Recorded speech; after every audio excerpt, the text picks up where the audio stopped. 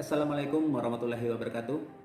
Perkenalkan, nama saya Haryono Kase, asal sekolah SD 9 Bone Pantai, calon guru penggerak angkatan 5 Kabupaten Bone Bolango, Provinsi Gorontalo tahun 2022. Pada kesempatan kali ini saya akan memaparkan tugas dari modul 1.1 dengan panduan pertanyaan. Pertanyaan pertama adalah, apa yang Anda percaya tentang murid dan pembelajaran di kelas sebelum Anda mempelajari modul ini? Sebelum saya menyampaikan pandangan saya tentang siswa, saya menyampaikan gambaran pemikiran saya terhadap pendidikan kurikulum saat ini, yaitu kurikulum K13. Dengan adanya kurikulum K13 yang sudah diterapkan hingga saat ini, kurang lebih 9 tahun lamanya, ini sudah membentuk paradigma tersendiri bagi saya tentang siswa. Sehingga saya melihat kurikulum K13 dan kurikulum Merdeka itu memiliki persamaan-persamaan. Namun secara sadar ataupun tidak sadar, ada beberapa hal lain yang mungkin berbeda dengan kurikulum Merdeka. Salah satunya adalah dengan dihapusnya ujian nasional, dan tentunya hal ini sangat memberi warna baru dibandingkan kurikulum-kurikulum sebelumnya. Kemudian dalam kurikulum K13 tersebut itu menerapkan pendekatan belajar saintifik atau kita kenal dengan sebutan 5M, yaitu mengamati, menanya, mengumpulkan mengumpulkan informasi, mengasosiasi atau mengolah atau mencoba, dan yang kelima adalah mengomunikasikan. Sehingga dengan pendekatan ini, maka siswa dituntut aktif dalam proses pembelajaran, atau kata lain, siswa diberi ruang untuk dapat menggali kemampuan sendiri dalam mengamati, menanya, mengumpulkan informasi, mencoba, dan mengomunikasikan, sehingga peran guru di sini hanyalah sebagai fasilitator. Demikian juga dengan pendekatan belajar lainnya seperti pendekatan pemecahan masalah atau problem solving, di mana guru menekankan kepada siswa untuk mempergunakan kemampuan yang dimilikinya untuk memecahkan suatu permasalahan. Sehingga dengan dua contoh pendekatan ini membentuk paradigma saya terhadap anak didik, bahwa anak didik lebih berpartisipasi dalam proses pembelajaran, dan hal inilah masih relevan dengan pemikiran Ki Hajar Dewantara terhadap pendidikan, di mana pembelajaran harus berpusat pada anak. Anak didik bukanlah jadi objek, tetapi sebagai subjek dalam pembelajaran. Tetapi beberapa hal yang kadang menjadi hambatan terwujudnya pembelajaran yang berpusat pada anak didik, yakni adanya standar kelulusan yang menjadi tuntutan capaian, sehingga adanya standar kelulusan yang ditentukan oleh pemangku kepentingan yang mengharuskan kita sebagai pendidik dan anak didik untuk mencapai target itu. Sehingga terkadang upaya-upaya yang dilakukan pendidik tinggallah semata-mata berusaha untuk mentransfer ilmu kepada anak didik dengan berbagai cara, mulai dari latihan menjawab soal-soal, les, dan lain sebagainya. Jadi menurut saya di situasi inilah pembelajaran yang kita terapkan tidak lagi memperhatikan kebutuhan belajar anak. Dengan penerapan pendidikan ke-13 inilah saya memiliki beberapa pandangan terhadap anak didik.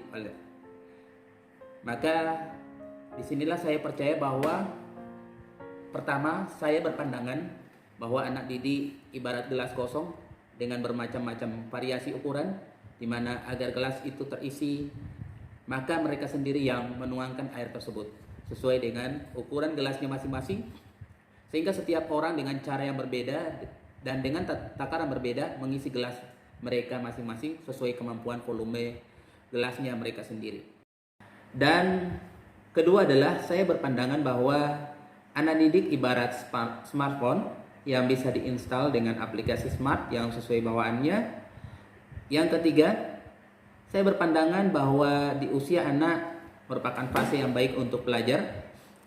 Menurut saya yang terpenting adalah ketekunan, maka semua akan jadi biasa dan akhirnya menjadi bisa.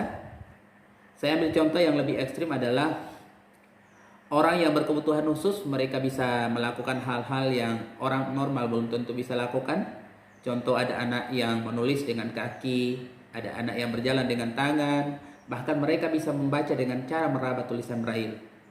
Jadi ini beberapa pandangan saya terhadap anak, khususnya anak SD, dengan menerapkan pembelajaran kurikulum ke-13. Kita lanjut pada pertanyaan kedua.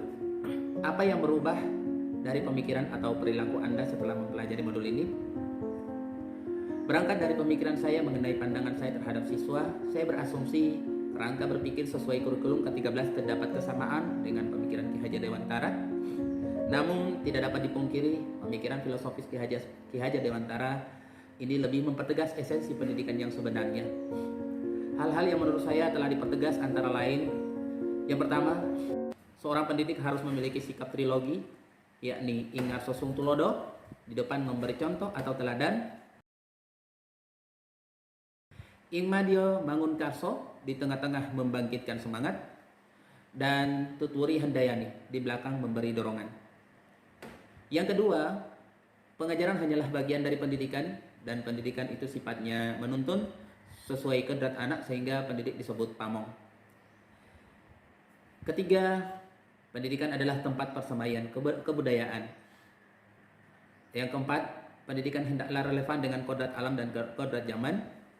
Yang kelima, pendidikan membentuk budi pekerti, yakni perpaduan gerak pikiran, perasaan, kehendak atau kemauan. Dan yang keenam, pendidikan menghamba pada anak. Yang ketujuh, tripusat pendidikan, yakni lingkungan keluarga, sekolah, dan masyarakat. Dan yang terakhir adalah anak bukanlah kertas kosong, namun mereka adalah kertas yang sudah terisi penuh tulisan, namun tulisannya masih samar.